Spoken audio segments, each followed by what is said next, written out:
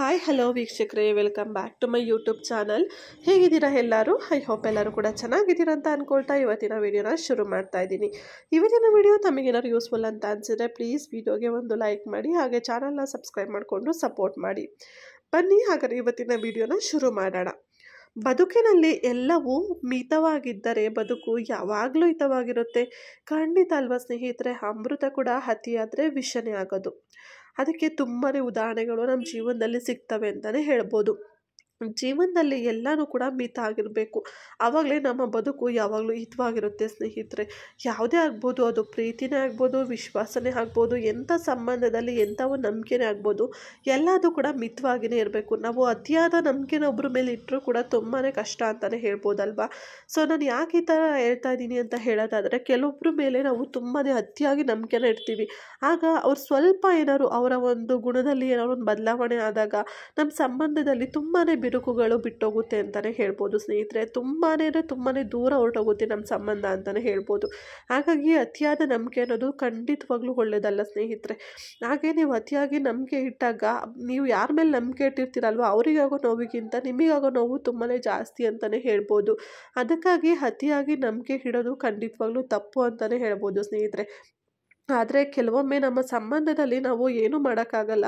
ಅತಿಯಾಗಿ ನಂಬಿಕೆ, ಅತಿಯಾದ ಪ್ರೀತಿನ ಮಾಡ್ತಾ ಹೋಗ್ತೀವಿ. ಆದರೆ ಅದು ಏನಾದ್ರು ರಿವರ್ಸ್ ಹೊಡೆದಾಗ ನಮಗೆ ಆಗುತ್ತಲ್ವ ನೋವು, ಅದು ನಮ್ಮ ಜೀವನ ಪೂರ್ತಿ ನಮಗೆ ಒಂದು ಪಾಠನ ಹೇಳ್ಕೊಟ್ಟು ಹೋಗುತ್ತೆ ಅಂತಲೇ ಹೇಳ್ಬೋದು. ಖಂಡಿತವಾಗ್ಲೂ ಸ್ನೇಹಿತರೆ, ಮೋಸ ಹೋಗೋದು ತಪ್ಪಲ್ಲ. ಆದರೆ ಮೋಸ ಹೋದಾಗ ನಾವು ಏನು ಪಾಠನ ಕಲಿತೀವಿ ಅಲ್ವಾ, ಆ ಪಾಠನ ನಾವು ಕಲಿದೇ ಇದ್ದಾಗ ಅದು ತಪ್ಪಾಗುತ್ತೆ ಅಂತಲೇ ಹೇಳ್ಬೋದು.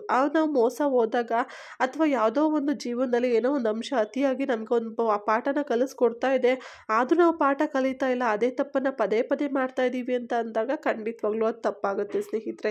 ಯಾಕಂದರೆ ಜೀವನದಲ್ಲಿ ನಿಮ್ಗೆ ಏನೋ ಒಂದು ಕಷ್ಟ, ಏನೋ ಒಂದು ನೋವು ಬರ್ತಾ ಇದೆ ಅಂತಂದರೆ ಅದೇನೋ ಒಂದು ಪಾಠನ ಹೇಳ್ಕೊಡ್ಲಿಕ್ಕೆ ಬಂದಿರುತ್ತೆ. ಅದನ್ನು ನೀವು ಅರ್ಥ ಮಾಡಿಕೊಂಡು ಜೀವನದಲ್ಲಿ ಆ ತಪ್ಪು ಮತ್ತೆ ರಿಪೀಟ್ ಆಗದೇ ಇರೋ ರೀತಿಯಾಗಿ ನಾವು ಜೀವನನ ಬಾಳಿಸ್ಬೇಕಾಗುತ್ತೆ, ಮೀನ್ಸ್ ನಾವು ಜೀವನ ಮಾಡಬೇಕಾಗುತ್ತೆ. ಓಕೆನಾ? ಸೊ ಯಾಕಪ್ಪ ನಾನು ಈ ಥರ ಹೇಳ್ತಾ ಇದ್ದೀನಿ ಅಂತ ಅನ್ನೋದಾದರೆ, ತುಂಬ ಜನ ನನಗೆ ಪರ್ಸ್ನಲ್ಲಾಗಿ DM ಕೂಡ ಮಾಡಿದ್ದಾರೆ. ಎಷ್ಟೊಂದು ಜನ ಅವರ ಒಂದು ಲೈಫ್ ಎಕ್ಸ್ಪೀರಿಯನ್ಸ್ಗಳನ್ನು ನನಗೆ ಈ ಚಾನಲ್ ಓಪನ್ ಮಾಡಿದ ಮೇಲೆ ನಾನು ಫೇಸ್ ತೋರಿಸ್ದೆ ವಿಡಿಯೋ ಮಾಡ್ತಾ ಇದ್ದೀನಲ್ವಾ, ಜನಗಳಿಗೆ ರೆಕಗ್ನೈಸ್ ಆಗ್ತೀನಿ, ಅವ್ರು ಫೈಂಡ್ ಔಟ್ ಮಾಡ್ತಾರೆ ನಮ್ಮ ಚಾನಲ್ಗಳನ್ನ ಅಂತ ತುಂಬಾ ಡೌಟ್ ಇತ್ತು. ಆದರೆ ಕೆಲವೊಬ್ಬರು ಪರ್ಸ್ನಲ್ಲಾಗಿ DM ಕೂಡ ಮಾಡಿ ಅವರ ಎಷ್ಟೋ ಒಂದು ನೋವನ್ನು ನಮ್ಮ ಜೊತೆ ಹಂಚ್ಕೊಂಡಾಗ, ಸೊ ಜೀವನ ಇದೇ ರೀತಿ ಇರುತ್ತಲ್ವಾ, ಸೊ ನಮಗೊಬ್ಬರಿಗೆ ಎಲ್ಲ ಪ್ರಾಬ್ಲಮ್ಸ್ ಇರೋದು ಜೀವನದಲ್ಲಿ ಎಲ್ಲರಿಗೂ ಕೂಡ ಇರುತ್ತೆ. ಆದರೆ ನಾವು ನಮ್ಮದೇ ತುಂಬ ದೊಡ್ಡದು ಅನ್ನೋ ರೀತಿಯಾಗಿ ಅದನ್ನೇ ಏನೋ ಮೇಲೆ ತಲೆ ಮೇಲೆ ಹೊತ್ಕೊಂಡು ಏನೋ ಒಂದು ದೊಡ್ಡ ತಪ್ಪು ಮಾಡ್ತಾ ಇರೋ ರೀತಿಯಲ್ಲಿ ಫೀಲ್ ಮಾಡ್ತಾ ಇರ್ತೀವಿ. ಸೊ ಅದೆಲ್ಲದನ್ನು ಬಿಟ್ಬಿಟ್ಟು ಯಾವ್ಯಾವುದಕ್ಕೆ ಎಷ್ಟೆಷ್ಟು ಇಂಪಾರ್ಟೆನ್ಸ್ ಕೊಡಬೇಕು ಲೈಫಲ್ಲಿ ಅನ್ನೋದು ಫಸ್ಟು ಅರ್ಥ ಮಾಡ್ಕೊಂಡಿರಬೇಕು. ಆಗ ಎಲ್ಲದೂ ಕೂಡ ಜೀವನ ಸ್ಮೂತಾಗಿ ಹೋಗುತ್ತೆ ಅಂತಲೇ ಹೇಳ್ಬೋದು. ಅಫ್ಕೋರ್ಸ್ ನಾವು ಎಲ್ಲದನ್ನು ಕೂಡ ಈಕ್ವಲಾಗಿ ಅರ್ಥ ಮಾಡ್ಕೊಂಡ ತಕ್ಷಣ ಜೀವನದಲ್ಲಿ ಪ್ರಾಬ್ಲಮ್ಮೇ ಬರಲ್ಲ ಅಂತ ಹೇಳಿ ಕೂಡ ಅನ್ನೋಕ್ಕಾಗಲ್ಲ ಅಲ್ವಾ. ಸೊ ನಾವು ಎಷ್ಟೇ ಪರ್ಫೆಕ್ಟಾಗಿ ಜೀವನ ಮಾಡ್ತೀವಿ ಅಂತಂದರೂ ಕೂಡ ಭಗವಂತ ನಮಗೋಸ್ಕರ ಅಂತ ಹೇಳಿ ಕೆಲವೊಂದಷ್ಟು ಕಷ್ಟಗಳು, ಕೆಲವೊಂದಷ್ಟು ಸುಖಗಳನ್ನು ನಮಗೆ ಬರೆದಿಟ್ಟಿರ್ತಾನೆ. ಎರಡನ್ನೂ ಕೂಡ ನಾವು ಅನುಭವ ಮಾಡಲೇಬೇಕು. ಹಾಗಾಗಿ ಯಾವುದನ್ನೆಲ್ಲ ಅನುಭವಿಸ್ತೀವೋ ಅದು ತಪ್ಪಲ್ಲ. ಆದರೆ ಎಲ್ಲದರಲ್ಲೂ ಕೂಡ ಪ್ರತಿಯೊಂದು ಹೆಜ್ಜೆಯಲ್ಲೂ ಕೂಡ ಕೆಲವೊಂದು ಪಾಠನ ಕಲಿಬೇಕು. ಆದರೆ ಅದನ್ನು ನಾವು ಎಷ್ಟರ ಮಟ್ಟಿಗೆ ಅರ್ಥ ಮಾಡ್ಕೊತೀವಿ ನೋಡಿ, ಅದರ ಮೇಲೆ ಜೀವನ ನಿಂತಿರುತ್ತೆ ಅಂತಲೇ ಹೇಳ್ಬೋದು. ನಿಮಗೂ ಯಾರಿಗೆ ಇದೆಲ್ಲ ನಿಜ ಅಂತ ಅನಿಸುತ್ತೆ ಕಮೆಂಟ್ ಸೆಕ್ಷನ್ನಲ್ಲಿ ಶೇರ್ ಮಾಡಿ. ಓಕೆನಾ? ಸೊ ಯಾಕಪ್ಪ ಅಂತ ಹೇಳಿದ್ರೆ, ಜೀವನದಲ್ಲಿ ಪ್ರತಿಯೊಂದಕ್ಕೂ ಕೂಡ ಒಂದು ಕಾರಣ ಅನ್ನೋದು ಇರುತ್ತೆ. ಸೊ ನಾವು ಜೀವನದಲ್ಲಿ ಎಲ್ಲದನ್ನು ಕೂಡ ಪರ್ಫೆಕ್ಟಾಗಿ ಮಾಡ್ಕೊಂಡು ಹೋದ್ರೆ ಅದನ್ನ ಜೀವನ ಅಂತ ಹೇಳೋಕ್ಕಾಗಲ್ಲ ಅಲ್ವಾ. ಸೊ ಒಂದಿನ ಹೀಗಿದ್ರೆ ಇನ್ನೊಂದು ದಿನ ಇನ್ನು ಹೇಗೋ ಇರುತ್ತೆ. ನಾವು ಪ್ಲ್ಯಾನ್ ಮಾಡಿದ ಪ್ರಕಾರ ಎಲ್ಲನೂ ಆಗೋದೇ ಇಲ್ಲ. ಸೊ ಹಾಗಾಗಿ ಹೇಳ್ತಾ ಇದ್ದೀನಿ ಸ್ನೇಹಿತರೆ, ಎಲ್ಲದೂ ಕೂಡ ಹಿತವಾಗಿ ಮಿತವಾಗಿ ಇರೋದು ಖಂಡಿತವಾಗ್ಲೂ ಜೀವನದಲ್ಲಿ ತುಂಬಾ ಒಂದು ಒಳ್ಳೆಯ ಅನುಭವಗಳನ್ನು ತಂದುಕೊಡುತ್ತೆ ಅಂತಲೇ ಹೇಳ್ಬೋದು. ಯಾವುದಕ್ಕೆ ಎಷ್ಟು ಪರ್ಫೆಕ್ಷನ್ ಆಗಿ ನೀವು ಇರಬೇಕಾಗುತ್ತೆ, ಹಾಗೆ ಯಾವುದಕ್ಕೆ ಎಷ್ಟು ಇಂಪಾರ್ಟೆನ್ಸನ್ನು ನೀವು ಕೊಡಬೇಕು ಮೊದಲು ನೀವು ಅರ್ಥ ಮಾಡ್ಕೊಳ್ಳಿ ಸ್ನೇಹಿತರೆ. ಓಕೆನಾ? ಸೊ ಕೆಲವೊಮ್ಮೆ ನಮ್ಮ ಜೀವನದಲ್ಲಿ ಏನಾಗುತ್ತೆ ಅಂದರೆ, ಯಾವುದಕ್ಕೆ ತುಂಬ ಪ್ರಾಮುಖ್ಯತೆ ಕೊಡಬೇಕಾಗುತ್ತೆ ಅದನ್ನು ಬಿಟ್ಬಿಡ್ತೀವಿ, ಬೇಡದೇ ಇರೋದಕ್ಕೆಲ್ಲ ತುಂಬ ಪ್ರಾಮುಖ್ಯತೆ ಕೊಡ್ತಾ ಹೋಗ್ತೀವಿ. ಆವಾಗ ನಮ್ಮ ಜೀವನದಲ್ಲಿ ಹಿತ ಅನ್ನೋದು ಇನ್ನೆಲ್ಲಿರುತ್ತೆ ಹೇಳಿ, ಬರೀ ಕಹಿ ಘಟನೆಗಳೇ ನಡೀತಾ ಇರುತ್ತಲ್ವ.